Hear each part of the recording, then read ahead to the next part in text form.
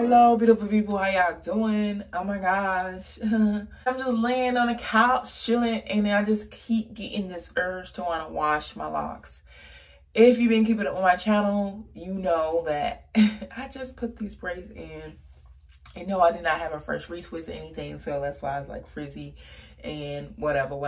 But anyways, I was feeling it. It was cute. I had it style in for 3 days and I'm ready to take it out. It's not that I don't like it or whatever, but if you've been keeping up with my journey over the years, I've stated this before, I'm not a person who really likes to style my locks. And if I style my locks, I like to try different things, especially now that I do feel like I want to create more lock content or whatever. I'm the person who wants to try different styles that I can do quickly. I can do in like 30 minutes or less.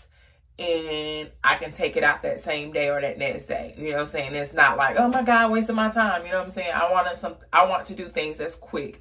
And things that I do and not paying somebody to do. That way I don't feel like I'm wasting my money or anything like that. So of course I did this myself. I don't feel like it took a long time. So I'm not feeling like, oh my God, I wasted my time or anything like that. It's just that I want to fill my locks out. You know, and then as I went ahead and took the rubber bands off the end, there was like a lock that had like something on it. Like it was like some blue stuff. What it is, I have no freaking idea like what it is. And that's another reason why I probably need to wash my locks, because I'm like, what is that? I don't know. I just feel like, you know, with having locks, you have to be careful. I can only speak for myself. I'm not speaking for nobody else, because, you know, like some people, no, I don't think that. I don't believe that. Well, you don't believe that for you. I'm not talking about you. I'm talking about me.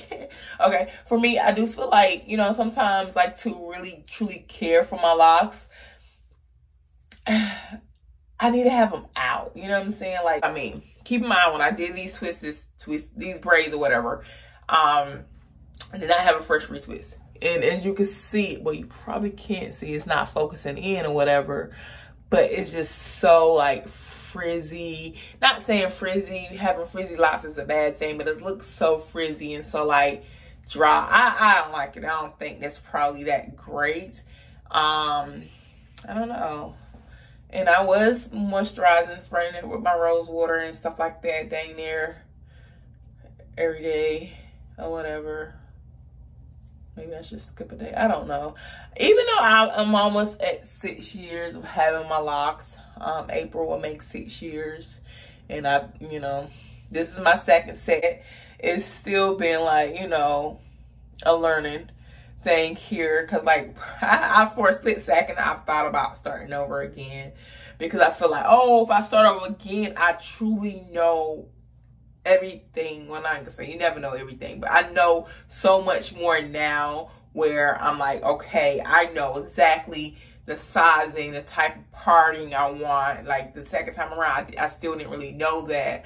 I just know more. I know more when it comes down to coloring, like not to color my lock. Don't stay away from color, you know what I'm saying? Because I really feel like in this particular journey, the things that, you know, kind of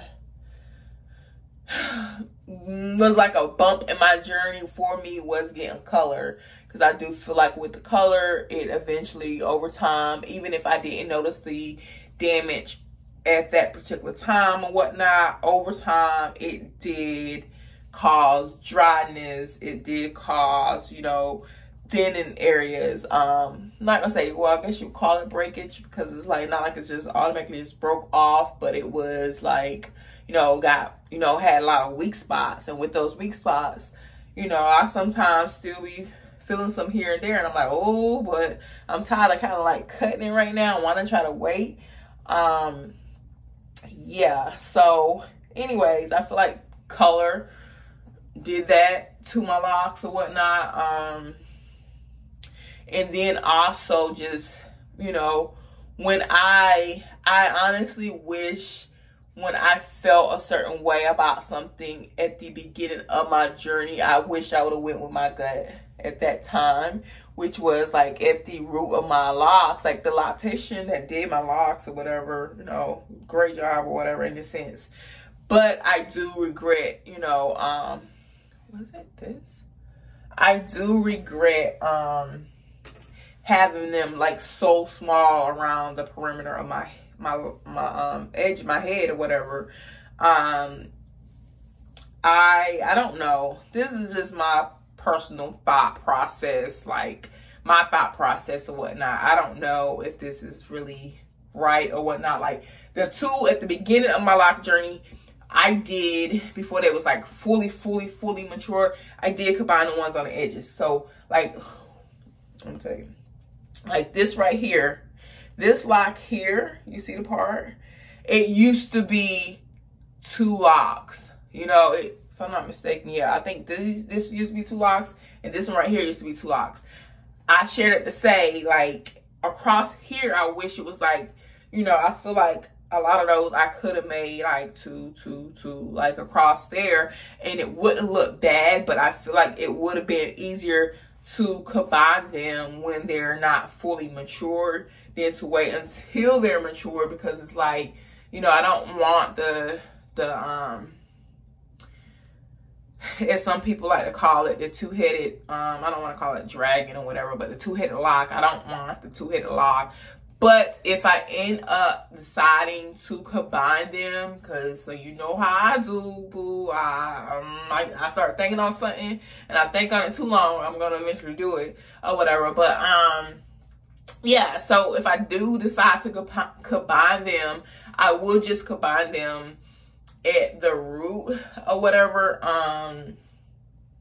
Yeah, I would just combine them at the root, and I would have two-headed lock until it grows out more and more and more. And as it grows out, by the time, you know, eventually once my lock gets to a certain length, probably to the top of my butt or whatever, I am going to cut them anyway. So by the time it gets there, you know, it'll be okay at a point where I can just cut off one of the locks or whatnot, if that makes sense. But yeah, I just wanted to come and talk to you guys, update you guys on my lock journey and why I'm taking this out. Like, I want to wash my hair tonight or whatever, this morning, early morning, whatnot. But then again, I'm like, no, Jazz, you might be doing too much. So I might just, you know, appreciate these crinkles or whatever for another week, and then wash my hair in another week, next week or something. I don't know. I could change my mind, but I'm definitely taking these out because I just want my locks free, or whatever. But yeah, so as I always will like try to give a lock tip, and I have gave lock tips in the past, and I'm gonna begin to say this in every video I make about my locks. Reason why I'm gonna say it in every video that I make about my locks is because I do feel like each video, it might reach a person that haven't seen videos that I've made before. If you're watching this and you're thinking about starting your locks, make sure you're doing it for the right reason. I don't do it because, oh my gosh, I just, you know, I'm tired of doing my hair. I hate doing my hair, because even though you got locks, unless you plan on free-forming or something, you still got to maintain. It's still maintenance that's required for locks. So unless you're trying to freeform, other than that, like, don't get them because you don't want to do your hair, because then you're going to be out here looking like who did it in a while. Let's just be honest. Your locks probably not going to be healthy. It's just a lot of stuff that's probably going to happen.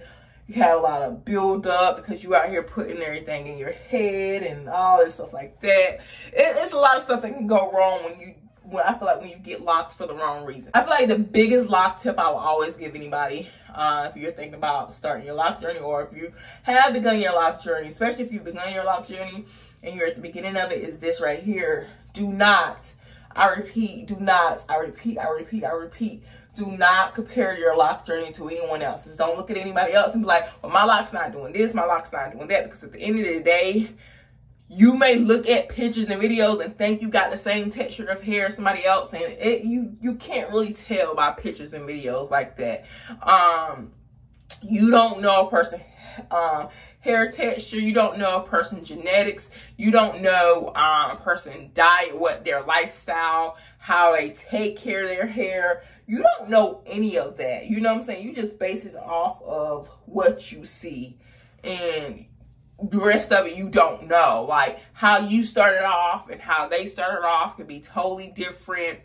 your hair, some people hair grow faster than others. Let's just face it. It's not a thing. People hair do not grow at the same pace. Like, it doesn't. And everybody don't retain their length or whatever or whatnot. Even with locks, I know locks, you know, you would think you're retaining it because all locks are is like, you know, you're matted, almost like shedded hair. But I mean, we have breakage as well. We have those moments where you get the little thin spots and stuff like that. So those things also happen with locks as well. And that usually comes from, you know, many different reasons. It's not just, you know, coloring your locks or whatever. Like, you going through health issues, stress and stuff like that, that can play a part in your lock journey as well. Just not just locks, your hair and everything. So that's always something to keep in mind. Just focus on your journey. Don't compare your journey to other people. It's okay to watch other people and get inspired and, you know what I'm saying, and want to try different things, but never get down on yourself because you're looking at somebody else's journey and being like, well, they're at, you know, 5 years and I'm at 5 years, but their locks are like this and mine are like that. And it's like, so that what? Like, that doesn't mean anything. That doesn't mean anything. You're you.